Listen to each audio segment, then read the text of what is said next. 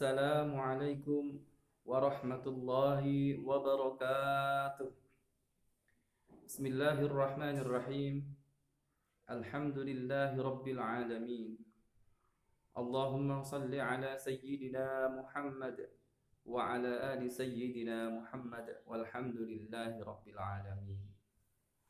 Pemirsa wal hadirin wal hadirat dimanapun Anda berada, semoga Allah Subhanahu wa Ta'ala selalu melimpahkan rahmatnya, keberkahannya kepada kita semua, terutama kepada pemirsa yang setia melihat channel saya. Semoga Allah melapangkan rezekinya, memudahkan urusannya, dan memberikan segala bentuk anugerah yang agung yang menjadi jalan ibadah kepada Allah Subhanahu wa Ta'ala.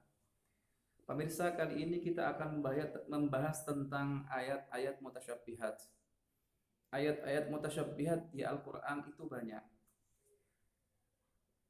Para ulama ahlu sunnah wal jamaah, mereka semua melakukan metode di dalam memahami ayat mutasyabbihat itu ada dua hal. Yang pertama adalah melakukan takwil, yang kedua adalah melakukan tafwid. Sebagian melakukan takwil dan tafwid, semuanya ini benar. Tetapi ada sekelompok yang mereka juga melakukan pemahaman secara makna zahir. Dan ini akan kita bahas setelah ini. Di Al-Quran ada beberapa ayat mutasyabbihat yang menunjukkan tentang Allah Subhanahu wa Ta'ala. Contoh diantaranya adalah Ar-Rahmanu 'alal 'arsy istawa. Allah berada di atas aras. Setelah menciptakan langit dan bumi, Allah ada di atas aras. Ini yang pertama. Kemudian berikutnya ada ayat lagi mengatakan aamintum man fis samai ayursila 'alaikum hasiba fasata'lamuna kaifa nadhir. Apakah kamu beriman kepada Allah yang di langit? Aras dan langit ini tempat yang berbeda. Yang kedua. Yang ketiga ada ayat lagi mengatakan wa huwa ma'akum aina ma kuntum. Dialah Allah yang selalu berada dalam diri kalian dimanapun kalian berada. Berarti satu, Allah di aras, kemudian di langit, kemudian di dalam tubuh setiap manusia. Yang ketiga ada ayat keempat, ada ayat lagi berikutnya. Allah Ta'ala menyatakan wa nahnu aqrabu ilaihi min hablil warid. Dan kami Allah Ta'ala itu lebih dekat kepada hamba melebihi daripada urat nadinya. Jadi Allah ada di diri manusia bahkan lebih dekat daripada urat nadinya. Selanjutnya ada ayat yang menyatakan wa kallamallahu Musa taklima. Dan Allah berfirman langsung kepada Nabi Musa di Bukit Sinai dengan langsung berfirman Allah Ta'ala. Berarti apakah Allah Ta'ala itu turun di Bukit Sinai? Kemudian ada ayat lagi yang menyatakan selanjutnya wasjud waqtarib. Sujudlah kepada Allah, waqtarib, dan mendekatlah kepada Allah. Sujud itu menghadap ke tanah, mendekatkan diri kepada Allah. Apakah di tanah? Apakah Allah di dalam tanah? Tentu tidak. Selanjutnya juga ada ayat yang mengatakan ketika nanti di akhirat Allah Ta'ala berfirman wa jaa rabbuka wal malaku soffan soffa.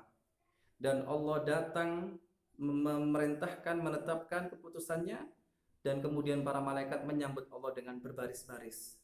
Jadi di satu dikatakan Allah di atas aras, kemudian Allah ada di urat nadi manusia, kemudian Allah ada di dalam manusia, kemudian Allah itu ada di Bukit Sinai, kemudian Allah itu dekat ketika manusia sujud. Di mana sujud? Apakah di tanah?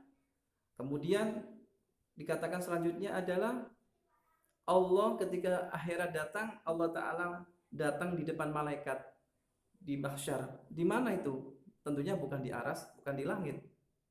Juga ada hadis sahih yang menyatakan ketika sepertiga malam terakhir Allah Ta'ala ini nuzul, turun. Yanzul ila sama'i dunya wa yunadi. Setiap sepertiga malam akhir Allah Ta'ala turun, kemudian Allah berfirman kepada hambanya, hal min mustaghfirin fa'alfirulah, hal min sa'ilin fa'utiyalah. siapa orang yang beristighfar minta ampunan Allah di malam terakhir, Allah ampuni, dan siapa yang minta Allah kabulkan. Itu Allah turun di langit yang pertama ketika sepertiga malam terakhir. Lah ketika semua ini ayat Al-Quran maupun hadis kita campurkan, lalu kita artikan dengan makna zahir, maka rancu. Maka wujudnya adalah tashbih, menyerupakan Allah dengan makhluk. Tajasim, memfisikan Allah Subhanahu wa taala. Makanya kalau misalnya dalam satu waktu seorang muslim meyakini Allah di aras, kemudian Allah itu ada di langit, Allah ada di tubuh manusia, di urat nadi manusia, di Bukit Sinai, kemudian Allah di akhirat di depan para malaikat, kemudian Allah di langit satu, berfirman setiap sepertiga malam terakhir. Maka di situ rancu pemahamannya.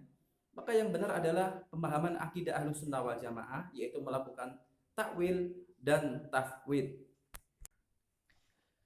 Batasan aturan takwil dan tafwid adalah ayat yang mengatakan laisa kamitslihi syai'un wa huwas samiul basir. Dialah Allah, tidak ada sekutu persamaan bagi Allah, dan dialah Allah yang Maha mendengar lagi Maha melihat. Maka di situ para ulama benar-benar meyakini Allah tidak seperti wujudnya makhluk. Maka para ulama sepakat bahwasanya Allah itu munazzahun, Maha suci daripada al-jihad, wat tahayyus, wal makan, waz zaman, wat tashbih, wal a'dha, wa tajsim, wal jisim.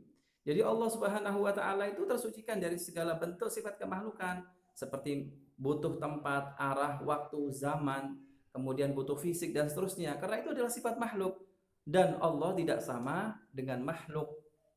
Jadi ketika orang ini benar-benar memaknai ayat-ayat mutasyabihat secara zahir, maka terjebak di dalam tasbih, menyamakan Allah dengan makhluk. Maka intinya akidah Ahlus Sunnah wal Jamaah itu adalah akidah yang mengesahkan Allah dengan seesa-esanya, dengan sesuci-sucinya, mensucikan Allah tanpa ada sifat kemakhlukan. Benar-benar suci Allah Subhanahu wa taala. Allah tabaraka wa taala Maha suci, tidak seperti makhluk. Oleh karena itu, akidah itu disebut adalah Asy'ariyah Maturidiyah. Dan para ulama-ulama terdahulu, para ahli hadis, mereka ini berakidah Asy'ariyah. Seperti Al-Imam Izzuddin, Sultanul Ulama, Al-Imam Izzuddin Ibni Abdissalam, Asy'ariyah.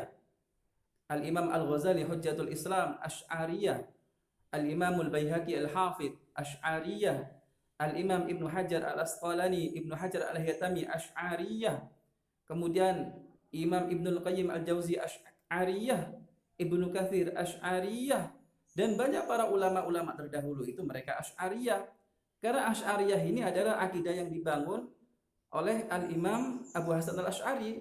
Beliau mengikuti ajaran daripada ulama-ulama sebelumnya, seperti Al-Imam Syafi'i, Al-Imam Ahmad Ibnu Hanbal, Al-Imam Abu Hanifah, Al-Imam Malik bin Anas, mengikuti para sahabat, yaitu mereka meyakini bahwasanya Allah itu tidak seperti makhluk.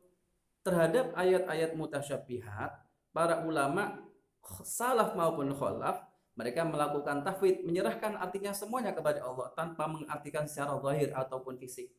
Kemudian mentakwil, yaitu mentakwil dengan makna yang tidak menyerupakan dengan makhluk, seperti Ar-Rahmanu 'alal 'arsy istawa, Allah ada di aras. Artinya aras ini adalah tanda keagungan Allah, tempat yang tinggi. Kemudian ketika di langit, menunjukkan langit ini adalah tempat yang tinggi. Kemudian ada orang-orang yang meyakini bahwasanya Allah Ta'ala itu ada di aras atau langit, padahal aras dan langit itu berbeda. Mereka berpendapat itu dari pandangan seorang jariyah, budak wanita yang bertanya kepada Nabi. Dengan alasan dalil mereka mengatakan bahwasanya ketika orang Islam berdoa menghadap langit tangannya, maka berarti Allah di langit. Oh tidak, tentunya saudara. Doa menghadap langit adalah tuntunan daripada baginda Nabi Muhammad. Kenapa? Karena as-sama kiblatud doa, langit itu adalah kiblatnya doa. Wa ka'annal Ka'bah kiblatus shalah, sebagaimana Ka'bah kiblatnya salat. Jadi jangan diartikan ketika orang menghadap ke langit tangannya Allah di atas langit, ketika orang menghadap Ka'bah Allah di Ka'bah. Tidak. Sebagaimana sujud, al-ard bumi, tanah ini adalah kiblatus sujud, kiblatnya sujud.